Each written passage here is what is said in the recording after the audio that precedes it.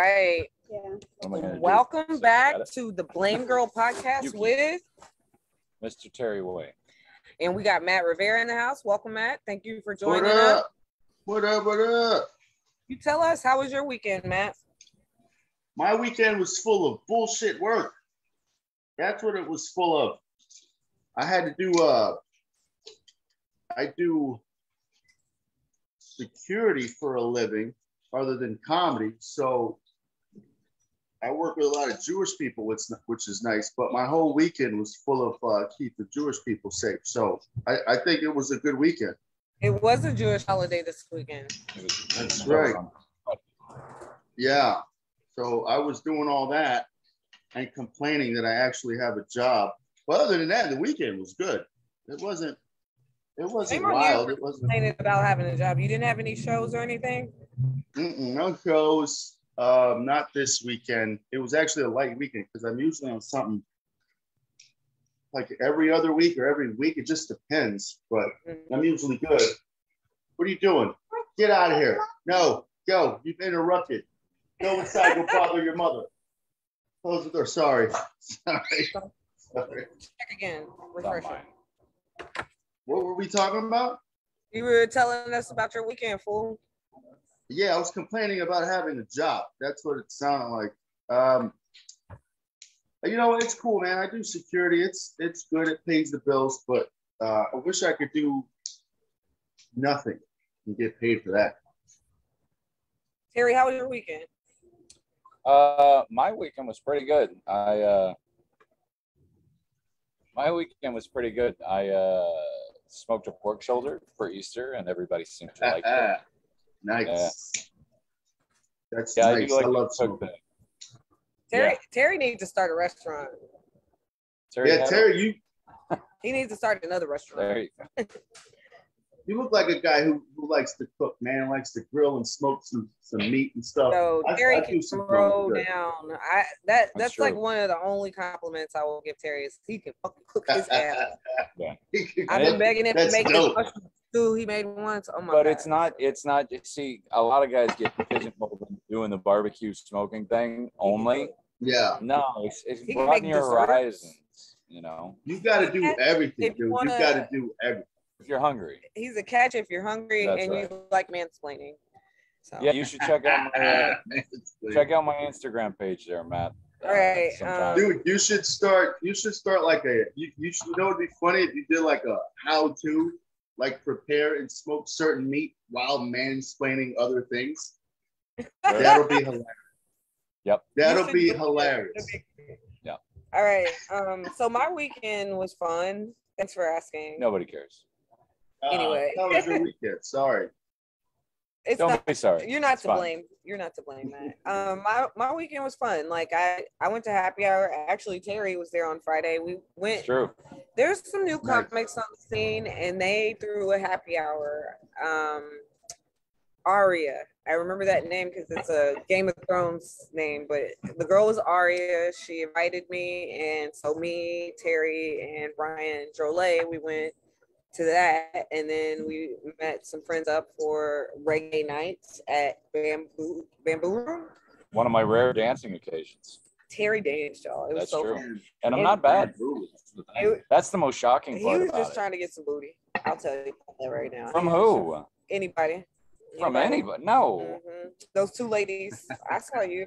What ladies? You were ready to You mean the elderly ones? Yes. You were free, ready, bro. Enjoy. And then I think everybody knows I like them younger. You ain't even lying. All right. And then I just relaxed on Saturday, Sunday. It was, the holiday. My neighbor, she invited me over for dinner, and I took her up on her offer. I worked. I went to my friend Jackie's pool and let her dog out. That was amazing. And worked some more. But I made myself, I got to say, last night I made myself a nice little like lobster boil. So I had like lobster and potatoes and corn. It's fucking great. Nice. You know how I feel. It's good Sunday. I could eat that every week. That is nice. It's Man, you such both know how to prepare food. Like I feel like every time I eat one of those, like I'm just covered in garlic and butter and oil. Yeah. For that days. Sounds good though. Oh, That it is. sounds All so right. good. Well, That let's get sounds to it. good. We got people watching. I'm sure they are ready to find out who is to blame tonight. All right, first up, guys, we got Florida in its attempt to keep fighting indoctrination of grades K through 5. They are now banning some math textbooks. Who's to blame? Who do you think is to blame? It's pretty obvious. Like, angry white people need something to be angry about. That's all it is. They give them a target, and whatever it is, that this whole critical race theory is just the flavor of the week.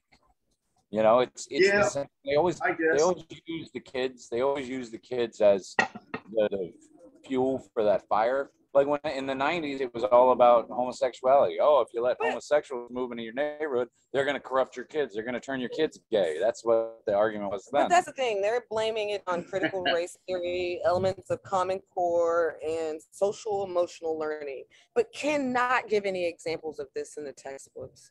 We're just letting them do whatever the fuck they want for grandstanding, in my opinion. It's dumb. The math is not like what possibly in a math textbook could be attributed to critical race theory. Is it Johnny has 12 slaves and he sells 3? How many slaves does he have left? Like how do you possibly equate these two? It's ridiculous. I think that you know what, it's one of those things I don't pay attention to, but having kids, I actually have to pay attention to it. There's kids out there that have parents, right? But the parents aren't even there. So the idea for some of these people to talk about these things in school, I mean, it might be the only time that a kid is actually presented with, you know, what's going on as far as society, because the parents don't talk to these kids about shit. As far as like people talking to my kids about that, I won't agree to it because that's something that I would like to do for my own kids. I have seen videos where it gets kind of wild, man. These teachers get into it, but I don't think it is a flavor of the week. I do think that it's something that it needs to be discussed because you are having these teachers, you know, they're explaining things and maybe they get a little personal with it. I don't know exactly how it goes structurally, but I'm glad you said that. That's an interesting perspective. Let me ask you something. Do you identify as a Black person or? It's at this point. He kind of. I think I would have to. I mean, maybe just minority, but I've been confused for being a Black guy since like forever. What is your forever? I'm actually Puerto Rican. Okay, so you Black. Yeah, I've heard that.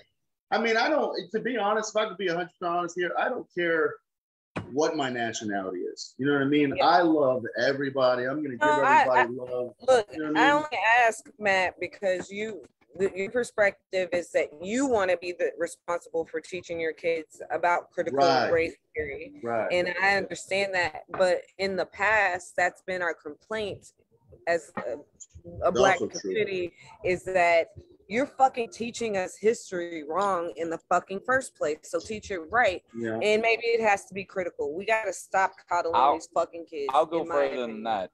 Either just don't teach it or teach the correct information. Don't spread more information. Now, when they're talking about kids like K through 5th grade, they probably don't need to be learning that right now. They probably need to be learning basic math and geography, shit like that.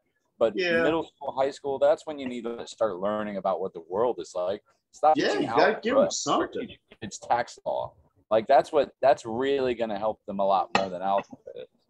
All right, Carlos is in the house. What up, Carlos? And he says that we need kids to be sensitive to the LGBTQ community. Actually, we need to be sensitive to kids who are in the LGBTQ community. Thank you. Mainly, and like, because you said we shouldn't be teaching that, but it's not. I don't think they're necessarily teaching this, especially kids in primary school. But what it is, the problem is you're telling, you know, Timmy or Sally over there that they can't even talk about their home life because they have 2 moms or 2 dads. Like, it's fucked up. Yeah. You know what I mean? That's the problem is You can't even acknowledge this person as a family because you're weirded out by their family. And you're immediately taking this child who's very impressionable and you're making them into an outcast. It's like automatically. People don't think about it in all these these different aspects of life. And it's like really when you do that, it is inclusion and you're just learning about each other. Like your white student counterparts are learning about maybe Black experiences and what Black folks went through while learning math. So the fuck what? But again, in primary school, this isn't something they need to know right now. Let them be kids for a while where they find out how horrible the fucking world is. But when it comes to this particular issue, that's a good point. You know what I mean? You're setting someone up to be an outcast. Because usually when you're in primary school, the same kids are going to follow you to middle school. The same kids are going to follow you to high school. So you're never going to lose that moniker of being, the odd man out. As far as critical race theory goes, that's a fallacy. That's a phantom. That's just something they made up. They never gave it a name. Taught critical race theory in any school in America under the 12th grade. It's never happened. It's like the migrant caravan. Like, it's not real. They're just doing it to freak you out. What were you gonna say, Matt? I think a lot of this is a lot of it is an attempt to. I think a lot of it is an attempt to get the right information across to a younger group of people. Because if you look at how everything was as far as the protests and all those things that happened a few years ago, there was a lot of different groups yelling a lot of different things. So I think that's just my opinion of it. I didn't look too deeply into all of it. Obviously, a lot of that shit that happened is wrong. It's messed up. None of that shit should be happening. A lot of the way policing is done should have been better a long time ago. But this is just to go on a side note here. I was trying to be a police officer for 4 years. Couldn't get in the door for maybe it was like psychological evaluations that gigged me a lot, and then other bullshit like that. But you have people that can get that job that have no business having that job. So just say if a police department is doing a good job, you have one person that does something terribly wrong, and that whole police department is done for years. It's always been in every group. I mean, it's always been like that. I always had this one person tell me when I was in the Army, you can build 1,000 bridges and people will know you as the bridge maker, right? But you suck one cock, they forgot that you made any bridges ever. That was like something that they used to tell me, basically. Somebody been talking stories about me? No, it was basically the idea, like, you do one bad thing, right? And this is what's happening with these police departments. But as far as like the critical race theory, man, I just feel like these people, they're wanting to get their word out in the way they feel like it should get their word out to a younger group of people in order to create a better understanding of what the real truth is in their eyes. As far as that, I don't know. Well, just real quick, shout out to Harold's Coffee Shop here on Northwood. They gave it a lovely little nice free just because we happen to be out here. Yeah, very nice people. Yeah, they are. Nice. They've been so accommodating. And they have an open mic on Thursday nights. Just saying. Yeah. All right. I know, I've heard of that. The host, Carlos, who's in the house commenting. Yes, and by the way, I wanted to address his comment. You do not support his comments. No, I don't support his comments, but it made me laugh because it's hilarious. What did he say? Jesus Christ. No, it's not intentionally hilarious. It's hilarious. Okay. Such conspiracy theory. They want to make the next generation gay to stop people from reproducing, which is ridiculous. Just like the argument. That's YouTube. Ridiculous. The 90s argument was like, I remember hearing people say it like, oh, well, if you let gay people in your neighborhood, they're going to influence your kids and your kids going to turn out gay. I heard all that. That's ridiculous. Yeah. You know why?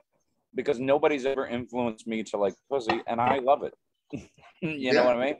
It's something in your DNA as a man. It's literally ruined my life, but I keep going back. Like, you know what? I would love nothing more than to run away with you, Matt. But Terry, I just can't you know what? You got to go by yourself on that one, buddy. Because let me just say this: dicks are scary. Yeah, dicks are scary. No, they're not. They are. I got one. Ask the you what. don't got one. They're not scary. Okay. It's the man I'm behind trying it to that's transition. scary. Okay. God, you won't ever let me just smoothly I transition. hate your transitions. But go ahead. So anyway, one professor, he's saying that the Loch Ness monster was actually a whale's one-eyed monster. His dick. Who said this? Who said that? It's stupid. Yeah. So it was a dick peeking out of the water. His name is Professor Michael Sweet, and he uses a couple of whale dicks for daytime and compares it to Nessie at nighttime. And you know what? Great. I'm convinced that they were looking at whale dicks. Hey, doctor, what fucking drugs were you on? Let me get some of those because I want to see a whale dick come out of the water at night. That's wild, dog. I've been to Loch Ness. There's nothing there. It's nice. It's a nice area. The Scottish countryside, but nah, the whole thing is. That's what I'm saying. Dicks are scary, and if you see them in the dark, I get what you're saying now. I'm pretty sure you've seen some dicks in the dark. I was like, yeah, for that, What you trying to say? What? We gonna handle this. Jesus. We gonna handle. Don't get Gio looks like she boxes, bro. She'll punch punching bags. Oh, I'll punch you in your dick. She's hurt me before. Really? Yeah, I'm sure, dude. Because I feel like I need protection. So y'all think this is just the professor, like, in his wild theories? Yeah, like, it's a theory. Did you see the picture? It's a conspiracy theory, and then professor got on there and was like, "I can figure this out," and it's like, no, it's stupid. You got to remember. You got to remember too. People there's like 17 different platforms in which you could say all kinds of wild shit until they turn you off. So maybe it's him just going, let me get some followers and let me talk about how Loch Ness was a giant. How would he know that this would take off? Let me debunk this right Come on, that's so interesting. I have been to Loch Ness. It is not that big. If there was a whale swimming around in there, you would know it. That's what I was thinking. Is it fresh water? You would have to know it. How deep is it? It's pretty deep, but it's the surface is it area. To the ocean at all? Yeah, if there was a whale in there, you could obviously. I'll show you pictures. Can it get out of there? Maybe the whale can come in and come out. Yeah, it's a lock, which means there is access. Okay, so it has ocean access, so it could be a whale dick. A whale could have got stuck, and people see it. And but you would see a whale. That's what I'm saying. Like you would have to see that large lake, not at essentially night. Made of brackish you water. You wouldn't see the whale at night. But okay, has anybody done any investigative scuba diving? Right? Oh, there's been plenty of people that have gone down there looking for a monster. Carlos got the nerve to be like, it's a lie with your conspiracy theory ass. Really? Yeah. Dude, really? These conspiracy theories after are all the wild. They're wild. They are, aren't they, Matt? They're fucking amazing. You can't. I remember I went down this rabbit hole. I went down this rabbit hole one time about toothpaste, right? Toothpaste having the right amount of fluoride in it to slowly poison you and give you cancer. I remember.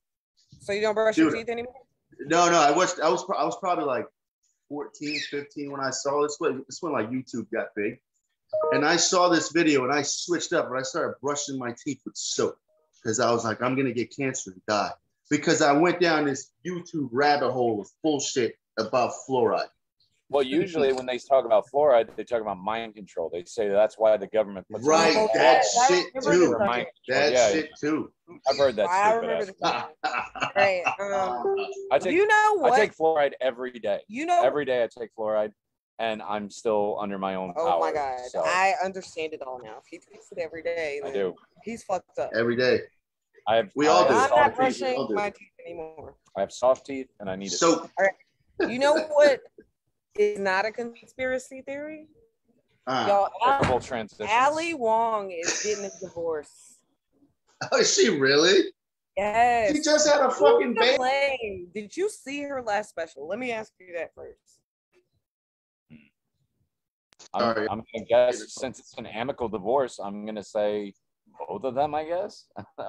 What was the question? Ali Wong is getting a divorce. Who's to blame? And my answer is like, did you see her last special? It might be her. It might be her husband to blame. You know. Well, no. Maybe he.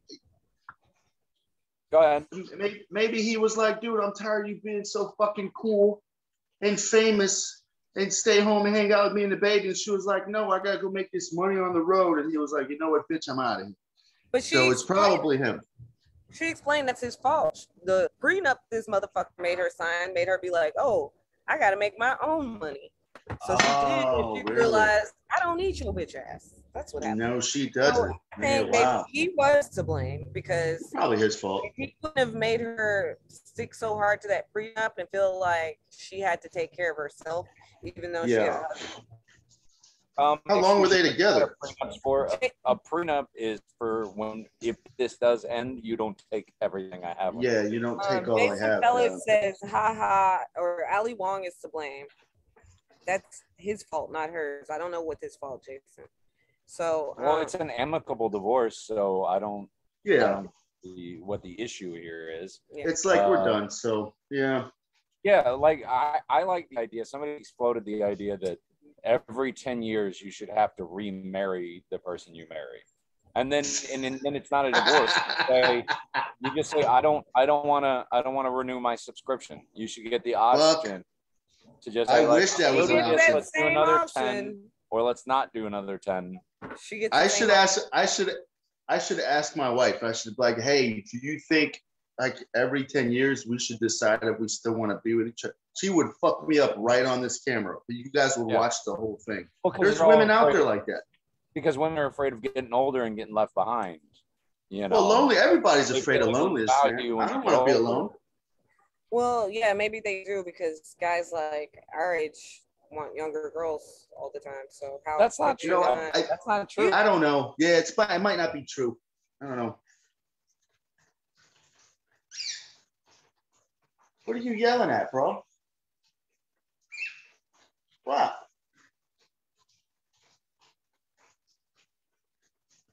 Oh, God damn it.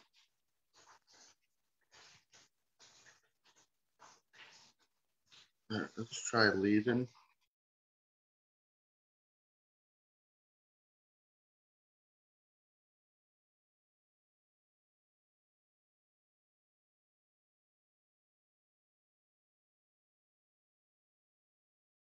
Hopefully Matt's still on there.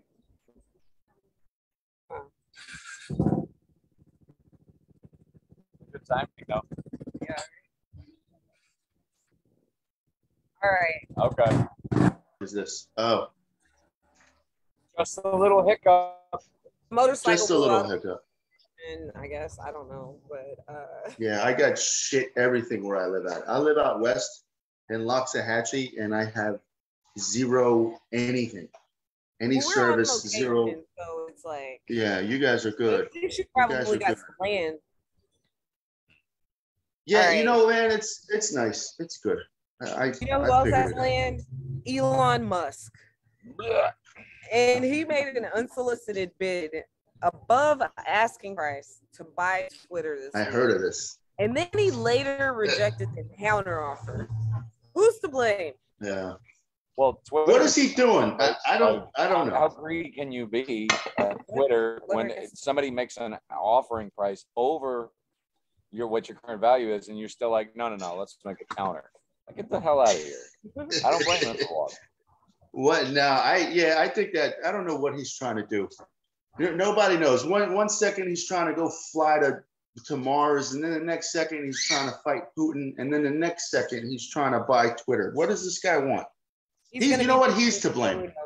He wants world. Well, you know, blame that fucking guy. As a fellow person with Asperger's, I can say that he just says whatever pops into his mind. The only difference is he's exactly who I would be if you gave me $80 billion or whatever he's got. You know what I mean? Yeah. He's exactly what I would. You know what I would do? I would buy like all the bread in America, like no bread for anybody for a week. And I would that's what I would do, weird shit like that.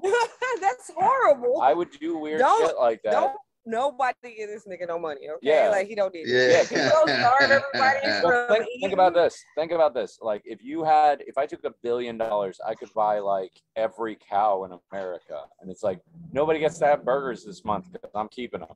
You know, cows are sacred now, right? No, it's not even that. That would be. So you don't think being greedy, you think it's a weird rich people flex that Elon Musk is doing? Like, I can buy Twitter this week. Mm-hmm. Y'all can't. You're right. I do like cheese on my Asperger's, Jason. Thank you. Jesus Christ. Yeah, he says Ass cheeseburger. Terry has I have Asperger's with cheese. He says Terry Asperger's with cheese. Who said that? Who's Jason? Who said that? Is that he's the follower. He's oh, nice. Oh, nice. All right. All right. There we go. I've been known to go on people's live stuff and say random things when I was super hammered drunk.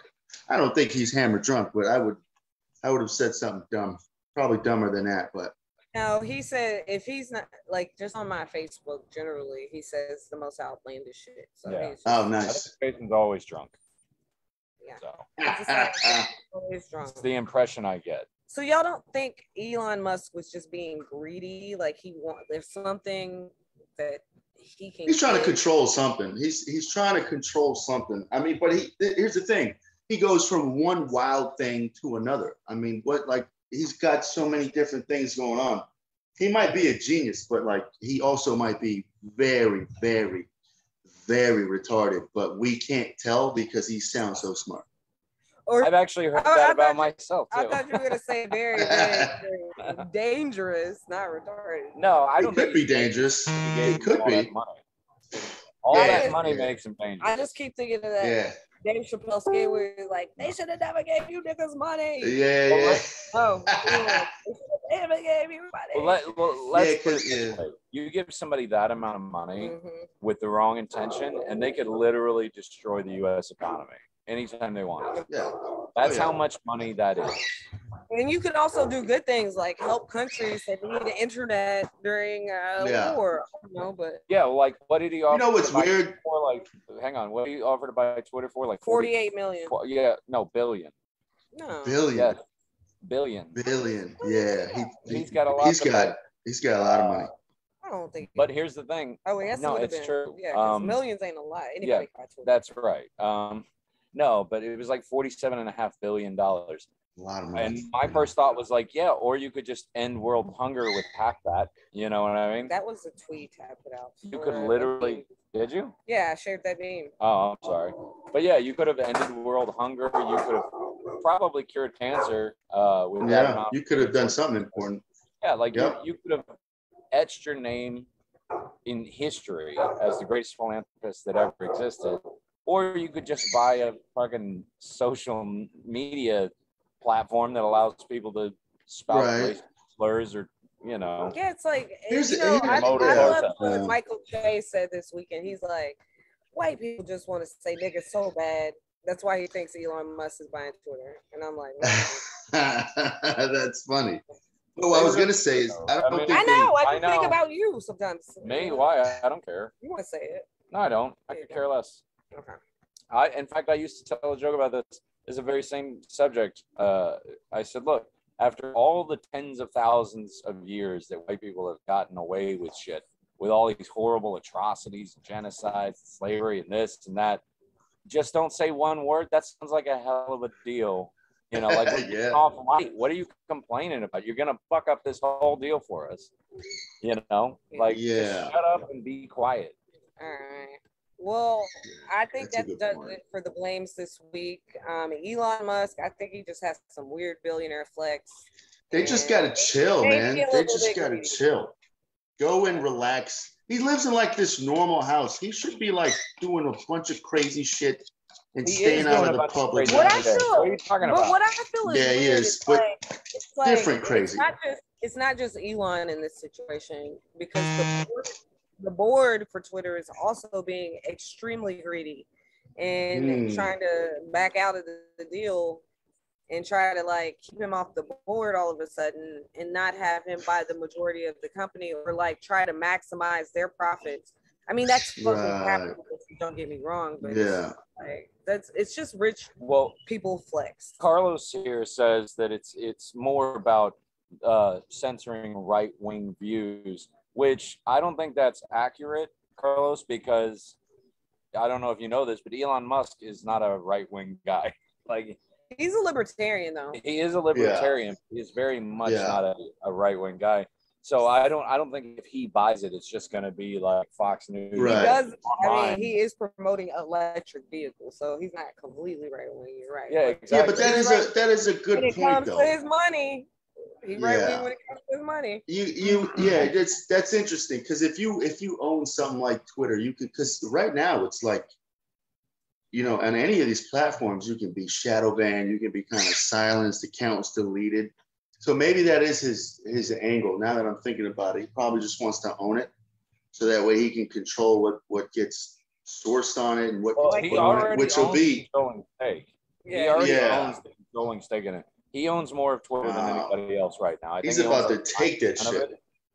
Yeah. He wants to make it private. But he wants to own the whole thing, so he can just do whatever he wants. Like it's or something. I don't get this. Is something I don't get. I wanted to comment on something you said earlier, Terry.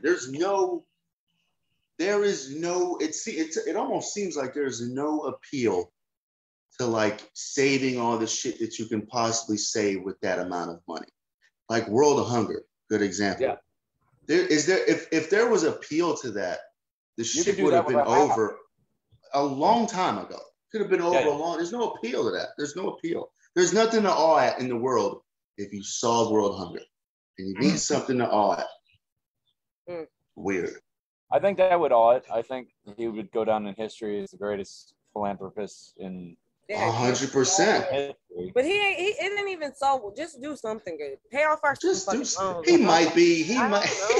Give us all healthcare. We need it. Well, I really don't think that people understand exactly how much $1 billion is. Like, I did the tremendous. math. No one's near that. Well, I did the math on it one day just because I was curious. If I gave you $1 billion today, it's $100 million. And told you to spend all of it, you'd have to spend $55,000 every day, 365 days a year for 50 years before you'd run out of money. God damn. Anybody can do. That's crazy, I think I could stay under the limits. Well, here's that's nice. That's nice. I can't spend $55,000 a day. Here's the converse side of that, right? Yeah. If you work for $10 an hour and you work 40 hours a week and you never spend a dime on anything, you save every penny, nothing on. You have $1 billion. No, hang on. And you work 40 hours a week. You never take a vacation. You never spend $1 on rent or food or anything. If you work that same 50 years, you end up with $1 million. Heartbroken. 100. Well, that's it, huh? That's a lot of money. One thousandth. All your hard-earned labor. Okay. Yep. That's the difference in money. All right. I am ready. That's very depressing. I'm ready to talk about comedy now. So, all right. Comedian Matt Rivera. Yeah. I didn't know what else to say because you don't really have a title for your little shorts that you shoot, but we'll get into that. You gave me a great title. Yeah. What did I? You gave me we were talking on Wednesday night, me, you, and Drew, and you were like, those videos you do are just fucking stupid, and I was like, yes, they're just dumb. It's just me being silly. I have no point for nothing. There's no incitement there. There's nothing insightful. There's nothing you're gonna learn. You know what? And the videos do well. Just dumb videos. That's just dumb shit. Like and videos. I mean, I used to do it's a good concept because it's just like people like looking at it and being like, he's so silly, he's stupid. He's stupid. You are dumb. I've had DMs where people are like, dude, this is so dumb. I didn't want to put this on the comments. And I'm like, everybody puts it on the comments. Put it on the comments. It's like, no, dude, this is like really dumb. Like, what do you do for a living? I'm like, I do security and I make these videos behind a bush. Like, what do you want from me, bro? It's going to be simple. There's no complexity to it. It's the angles for me. But let's get into you as a comedian, Matt. How long have you been doing comedy? 2 years and some change now. 2 years and a few months. I used to, like, I didn't want to count 2020 because that was like all over the place. But still, somehow in 2020, I managed to get on stage at least. But when they were doing their lockdown, like after the lockdown and all that bullshit kind of started lifting, at least once or twice a week, I was still able to find a spot that didn't give a shit about. Well, then you can easily count that. Yeah, I'm pretty sure they were all kava bars. They were all kava bars. They were like, yeah, come hang out here. I know that much. Like right. I was out in the streets in 2020. What was out? I have a question. We're doing. Is that? I have a question for you, Matt. Is that a bird I hear in the background? Oh yeah, you guys want to check this shit out? Look at my guy. Sure. Funny story about him. He's a dick. He's hanging out there. I think he's like cleaning himself. He's a dick. Yeah, he's a dick. Great story though. This fucking bird, this very bird flew out of the sky onto my wife's, right onto her shoulder, out of nowhere. Just out of nowhere, and we kept him. It reminds me of a joke that I heard that was great, which is there's dog people and there's cat people, and the only thing they agree on is that bird people are fucking weird. Yeah. I had birds all my life, so fuck you, dog. You know what I'm saying? I love birds, man. But I also have dogs and cats, and I got all kinds of shit. I would have never taken you for. It's not my bird. It's my wife's bird, but I love this shit. So you've been doing comedy 2.5 years. What motivated you to get into comedy? The consistent failure at trying to figure out what I was going to do with myself. And it just, I wound up, because at the same time, I had gotten out of the Army and I was trying to be a police officer. So I had to go to the academy for 6 months. While I was in the academy, literally while I was like halfway through the academy, I was like, this is a bad idea. I don't really think I want to do this job. But I kept trying it. And then I noticed I just kept failing. Like people just kept going, no, you suck. We don't want you. No, we don't want you. Your psych evaluations say you're going to give us a problem. So then it was like consistent failure. And then I started listening to podcasts because I do security for a living. So I needed something to pass the time. So I found all these different podcasts. It was about the military at first. And then I found the podcast called Church of What's Happening Now. It was one of the greatest ever, Joey Diaz.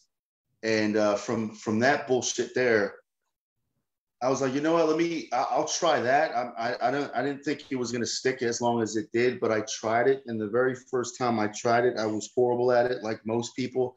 But the best part about being horrible at it was that I had my answer right there. I got to find out whether I was funny or not instantly. There wasn't like a waiting period with everything else in life where you're like, okay, I really want this job, but you got to wait 2 months for them to tell you anything. With comedy, it was more like, try your jokes. Here's how much time you have. And if you make us laugh, cool. If you don't, you know you fucking suck tonight. So I fell in love with that portion of it. Like, just fell in love with it. Like, oh, that didn't work. Okay, let's try this next time. Okay, that didn't. Okay, that worked. I just fell in love with that idea. And then I actually had some potential with it. I was like sort of funny. And then I kept getting a little bit funnier. And I'm still trying to get as funny as I can. And I'm fucking hooked. I mean, that's it. I'm just going to do this. So that's what we're all doing, Matt. What's your favorite venue to perform at? Around used to be Gatsby's, man. I used to love going to Gatsby's every Wednesday. Is Gatsby's done? I think the Gatsby's done. I think about 3 months ago. I want to say 3 months ago. It had to be 3 months ago. You can always check with Elijah. They started doing renovations at Gatsby's, and then from the renovations, the guy who owned it just ended up selling it. So he sold it to another owner who has some kind of interest in, I guess, from what I've heard, bringing comedy back, but she hasn't heard anything. And who knows if the renovations are done? But that place used to be really fun. That used to be a really fun spot. That was really fun. They had some good food. I've seen both of you do well there. I've seen both of you fucking have great sets there. Thank you. You can say Gatsby's. That's perfectly acceptable. You just can't say the improv. You can't say the improvs because it's too easy, and that's what everybody would say. Well, I've never been at the improv. But see, here's the thing. I've been at the improv once for New Faces. Did you perform? I did. Okay, I did. I've been there, but it was my favorite place for like, I want to say about 18 hours, because the next night I went out to a place called Mad Robot and I ate a fat dick with the same material. And I was like, yo, I did this shit yesterday and I'm murdered. And then I go here. Yeah. It took me. So I'm like, this is bullshit. That's not my favorite place anymore. But I haven't been back since. But I would say you need those improv tapes so that other people will. You do. That's my problem though, man. Recording myself and watching it or finding a clip. I look so dumb. We all look. You know how dumb we look up there? We look fucking so dumb. Well, at least I do. I look fire. So speak for yourself. All right. Oh, speaking of clips, I was going to do that tonight. I was going to put out the full video from New York. That's your words for white people? No. No, I was going to put out the set. Full I saw that. Great clip. I don't like putting stuff online, but everybody says, you should do it every once in a while. You should. Yeah, I haven't put out a video in a long time, so I figured, what the fuck? All right. You know? It's important. It's fun, too. What's been your proudest moment, Matt? As far as like anything, comedy. I was about to say anything. As far as comedy, in the 5th grade, I won field. I got married. Yeah. I was gonna come up with some great shit. I one time said dope during this fucking ride along with a police officer, and he pulled the car over because I said it was dope. I said the car was nice, but he thought I said there was dope in the car. Not good. Not good. That guy was so serious. I'm like, no. That was a proud moment. No, not really, but kind of. Because, dude, I've had so many proud moments. My proudest moment, at least for comedy, though, was the fact that, like, I started getting, like, recognition from the peers.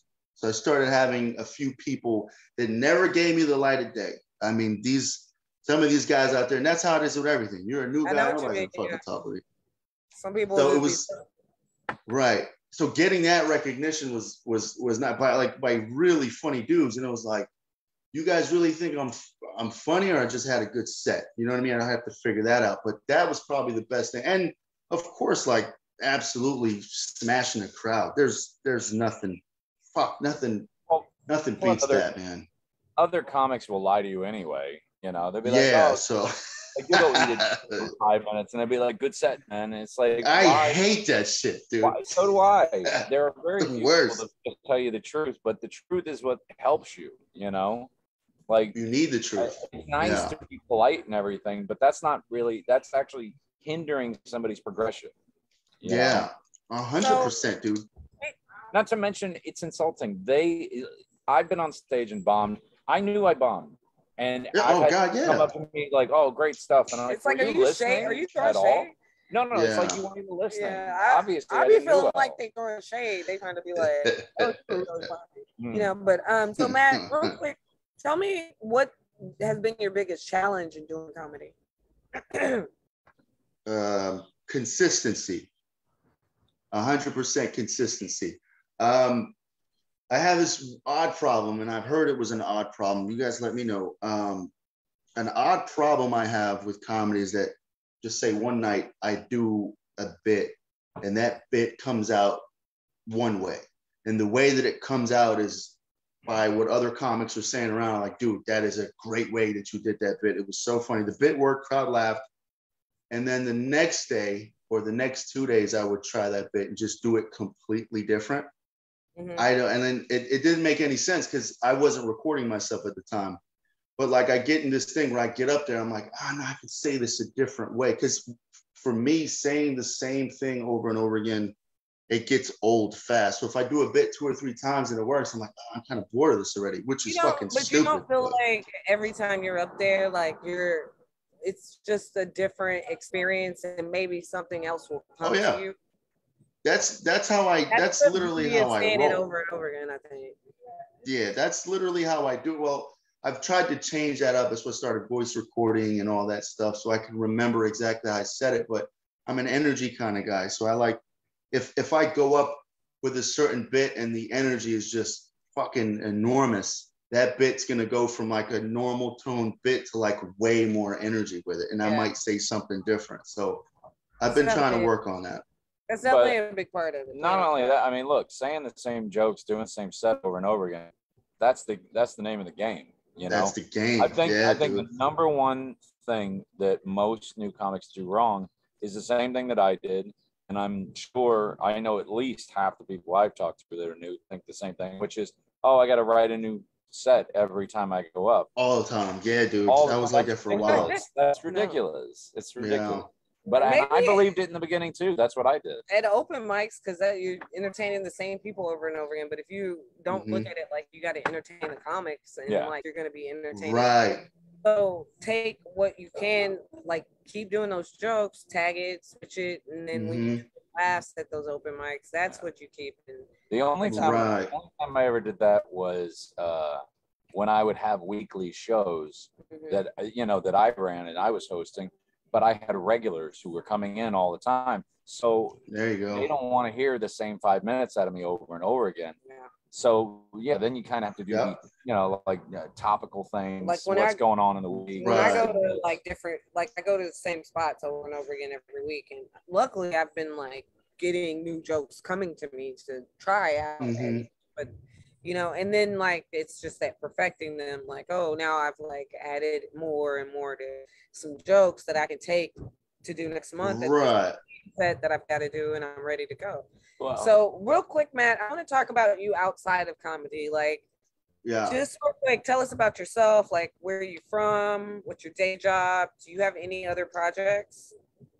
I am a Puerto Rican guy from the Bronx, New York. I was born in New York City, came down to Florida at 7 years old. The reason why we came down to Florida was so that I had a decent chance at life, according to my mother, because, I mean, I don't know if you've heard about New York lately. I'm sure you both have. It is terrible, and back then it was the same. So who knows where I would have ended up if I didn't come here.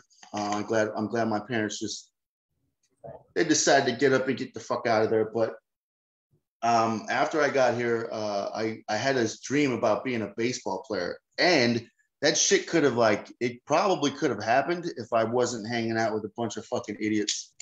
But you know how it is. You hang out with idiots and you get screwed over. And with hanging out, that doesn't surprise me. Yeah, no, I had my fair shot. I could have done something with that, but hanging out with idiots, that doesn't allow you to do that. So from hanging out with idiots, I had to figure out my life after high school, and that led me to the Army.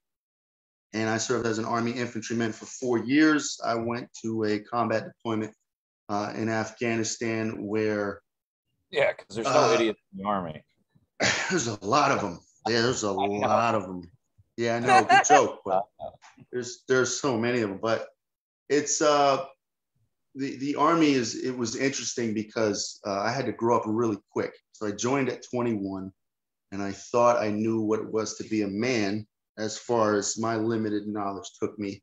And they grabbed me and they turned me into something completely different. I had a family while I was in the military. My wife, at the end of my time, when I got back from Afghanistan, I was, according to her, different, of course. But so she was like, I'm done with this military shit. You got to get out. So then I got out of there. I wanted to do more shit, but I got out of there, jumped straight into security, and tried to figure out my way to become a cop. And that didn't work. And now I'm happy as hell just doing private security and doing comedy. I'm lucky, just to say that. I'm lucky that I found something like this, and I'm lucky that I'm actually decent at it to keep getting better. But it's just talking about it, man. It's interesting because I've known a lot of guys. I know a lot of guys still that are lost, who've served in the military. They're still lost. I've served with guys who are no longer here anymore because of substance abuse and mental health. And they can't win that fight. But it's been I'm very lucky. You know, Oh yeah, I'm very lucky. our troops, they have a hard fight when they come out different, as your wife says, when they come out different. So. Definitely different. Yeah. All right. Let's play the blame game. Matt, are you ready? No. Always. Yeah. All right. You shoot your videos from a very close angle, like this. Who's to blame? Why do you do that? I have to blame myself. Is it because you're being sneaky and you're like, no. Or do you think it makes add some? You know what?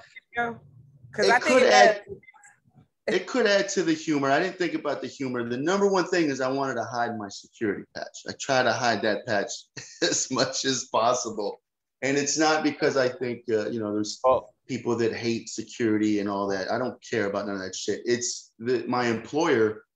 He knows. He found out that I did comedy. So I mean, before I started doing these videos, he called me out of the blue and he goes, "Hey, I heard you do comedy now." And I was probably like 2 months in, not even, maybe a month in. And I was like, no. He goes, nah, somebody I know. They said they saw you. They saw me. Where did they see me at? They saw me at a Cava bar in Lake Worth. I don't remember which one. There was like 3 of them over there, but I remember they saw me and they were like, they said you were funny. And I'm like, that wasn't me. That's just no way that wasn't me. So it was always like this thing where if I'm going to do these videos and try to get followers and just try to create funny content or whatever, I'm just going to hide that I'm a security guy. But I've kind of been getting away from that. I don't give a shit. I just like doing the close up. Yeah. You know, my wife comments on it. She's like, dude, what the fuck? Like back your face up. Can you give us a close up right now? Yeah. This is how I do my shit right here. So I'll just do some shit like this. I go, yeah, so we need to just pay our bills every 2 months instead of every month. And then the economy will fix itself. Like something wild like that. It's because you're very you have nice skin, your beard's perfect. Like I would never. Yeah, it's nice. I would never have. Well, that's he's not getting gray in his facial hair yet. No, I got a couple. They're coming in, dude. The age is gonna show soon. I would never have that camera. If I was to do that, I'd look like a silver fox. All right. So do you have any shows coming up that you want to promote or give people your social media so they can follow your crazy, stupid videos? Yeah, social media is simple. It's for Instagram, it's at Matt Riv Peace like the deuce piece, Peace. And then for TikTok, it's Matty Rivy at TikTok. I mean, for my TikTok. To tag you in the TikTok video. It's Matty Rivy, yeah, Matty. I had to change the name. I had to make a whole new account. My account got deleted for fucking violation of whatever. So no upcoming shows that you want to promote? No. I'm gonna be at all these open mics, baby. If you want to come see me for free, you can come to all these open mics. I'm on them. I do hope to start getting booked a little bit more, but that's the thing with my consistency. One booker will see me do well at an open mic, and then they'll see me a week later at another open mic, and I'm just not consistent. And that's because of just repeating the same jokes over and over. So hopefully I'm on more shows soon. Who knows? Well, thank you for being our guest tonight. We really appreciate it. Hang in there. Listen up for Terry Wayne's Words for White People, guys. Oh. Yes. Oh, you know this segment. I think tonight it's just going to be a words for all people tonight. There we go. Mainly because what I wanted to talk about was generosity, or more importantly, as the Bible would say it, a generous spirit. I think it's one of the most important things to learn to accomplish, because we have this natural instinct to always want to take care of ourselves and be secure and have security. And that security in a modern age, it used to be just, banging the toughest, strongest guy. But nowadays, it all comes from money. It comes from money, it comes from wealth, it comes from what you have, your possessions, so on and so forth. But a generous spirit gives you something more than that. You can save all your money. You can gain millions of dollars, or even in Elon Musk's, part, you can get billions of dollars, but it seems to only make him crazier. But when you have a generous spirit, no,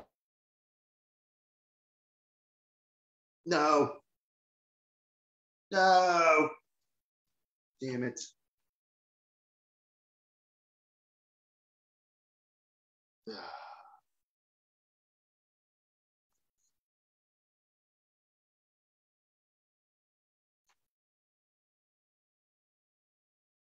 Damn it.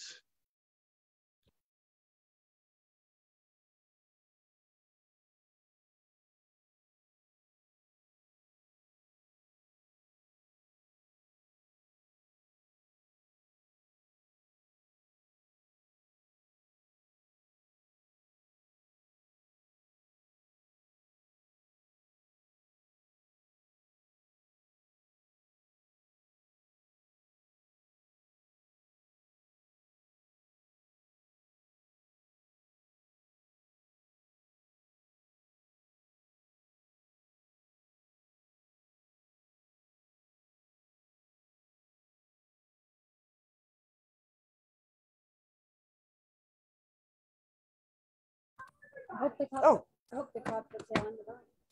I guess Matt's gone. Yeah. We're still live. You gonna wrap it up? Yeah, that's all I was saying was, you know, as much as you want to hang on to that money, trust me, the benefits far outweigh the consequences of it. So I recommend always keeping that generous spirit. All right. Thank you for your words for all people. That's right. You got anything coming up this week? Nope, nothing until May 15th. All right. I got I'm on at the Boca Black Box on 4/20. I think that's Wednesday at 9 p.m. Fun. I know, right? Yeah. And then I'm again at the Boca Black Box hosting on Saturday. And then on Sunday, I'm at Blue Martini in Miami. So check me out. You know how to find me, Blamegirl. I'll see y'all around. And until next week. Later, Gator. Bye.